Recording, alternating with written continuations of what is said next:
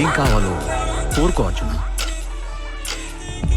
ఒకవైపు విశాలమైన శక్తివంతమైన నారాయణీ సైన్యం, మరోవైపు కేవలం నేను మాత్రమే నిరాయుధుడిగా రిక్తహస్తాలతో. అలాగే యుద్ధంలో ఆయుధం ప్రయోగించనన్న నా ప్రతిజ్ఞకు కట్టుబడి ఉంటాను. కాబట్టి దేనిని ఎంచుకుంటాం?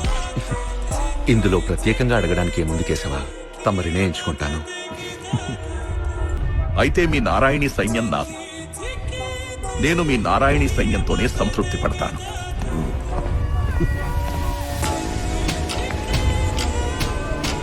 దుర్యోధనుడు చాలా సంతోషంగా ఉన్నాడు పార్థ. నీవు తెలివిగానే ఎంచుకున్నావా?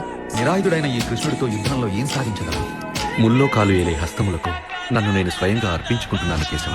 సైన్యం దుర్యోధనుడి వెంట ఉన్నప్పటికీ సైన్యాధ్యక్షుడైన తమరు నా వెంట ఉన్నారు. నాకు తమరి మార్గదర్శనం కావాలి కేశవ.